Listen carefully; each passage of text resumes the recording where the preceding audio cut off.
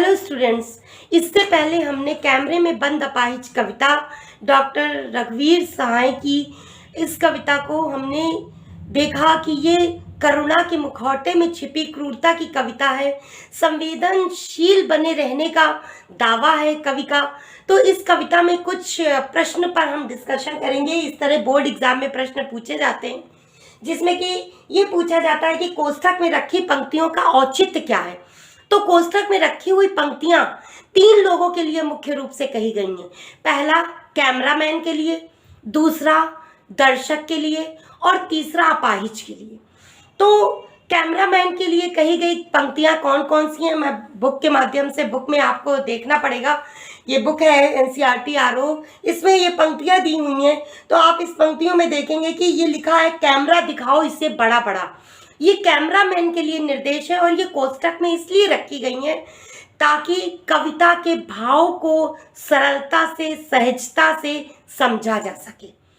इन पंक्तियों का उस प्रस्तुत नाटकीय रूप से चल रहे दृश्य का या कैमरे पर दिखाए जाने वाले उस साक्षात्कार से कोई लेना देना नहीं है। ये कवि की तरफ से अपने स्पष्टीकरण के लिए लिखी गई पंक्तियां हैं जिनको कोष्ठक में उसने लिख करके पाठकों को सहज भाव से इस कविता का आशय स्पष्ट करने का निर्देश दिया है या अभिव्यक्त की है, जिससे कि पाठक उसे अच्छी तरह से समझ सकें इस भाव को।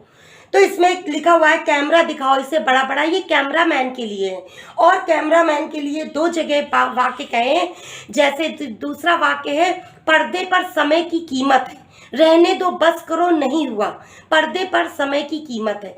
ये कहते ही साक्षात्कारकर्ता का व्यावसायिक रवैया, यानी कहना चाहिए कारोबारी रवैया, स्वार्थी प्रवृत्ति साफ जाहिर हो जाती है। इसके पीछे जो शब्द नहीं कहे गए हैं वो स्पष्ट हो जाते हैं कि पर्दे पर समय की कीमत है, मनुष्य की भावनाओं, संवेदनाओं, उसके दुख दर्द की कोई कीमत नहीं है। इसी प्रकार कोष्ठक में रखी हुई पंक्तियां जो कैमरामैन के अलावा दर्शकों के लिए कही गई हैं वो दर्शकों के लिए कही गई पंक्तियां, ये प्रश्न पूछा नहीं जाएगा। जब ये कहते हैं इंतजार करते हैं आप भी उसके रो पड़ने का, किसके, अपाहिज के रो पड़ने का।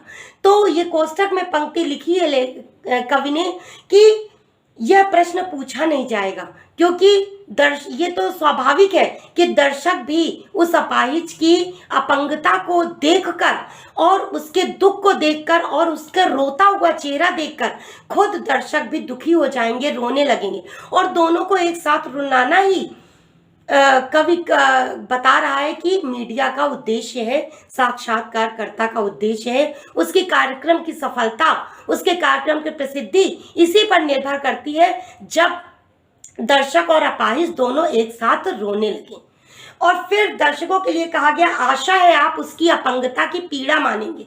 जब अपाहिज के बड़ी बड़ी रोई हुई आंखों को पर्दे पर दिखाया जाएगा, कैमरा दिखाओ इसे बड़ा बड़ा, इस तरह से जब कैमरामैन को इशारा किया जा रहा है कि कैमरा दिखाओ इसकी तरह बड़ा बड़ा, ये कैमरामैन के लिए पंक्ति कही गई है, केवल इशारे से कही गई है। ये कवि ने लिखा है लेकिन इसका कोई कविता या कविता के इस पंक्ति का, कोष्ठक में दी गई पंक्ति का उसमें दिखाए गए दृश्य से कोई संबंध नहीं है। केवल इशारा है कैमरामैन को कि दर्शकों तक उसकी आंखों को, उसकी लाल आंखों को, उसकी आंखों, आंसू भरी आंखों को दिखाइए। और इस प्रकार से ये कोष्ठक में दी गई पंक्तियां स्पष्ट करती हैं कि कवि लोगों को, कविता के माध्यम से लोगों को मानसिक वेदना झेल रहे लोगों के प्रति संवेदनशील होने का दावा या दावेदार होने का या होना चाहिए, संवेदनशील होना चाहिए, ऐसा कवि अपनी कविता के माध्यम से संदेश देना चाहता है। इसी प्रकार दूसरा प्रश्न है कविता करुणा के मुखौटे पे छिपी क्रूरता की कविता है।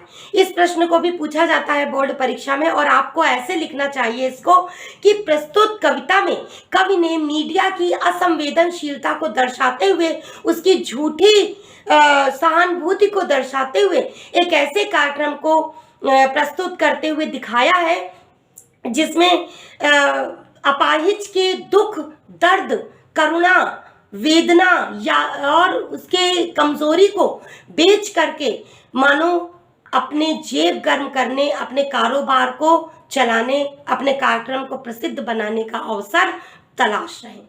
इसे हम यूं भी कह सकते हैं कि कुछ मुहावरे, लोकोक्तियां हमारे समाज में प्रचलित होते हैं।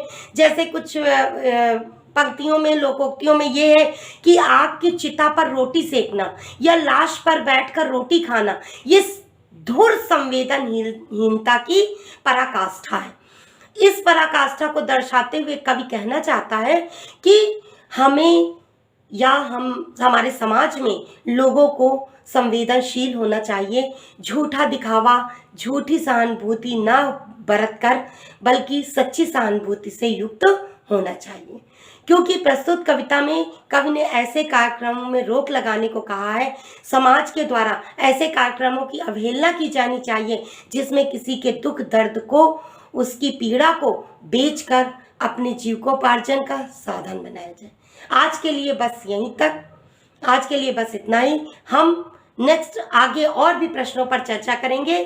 तब तक के लिए आप पढ़ते रहिए, खुश रहिए और शुभ रात्रि।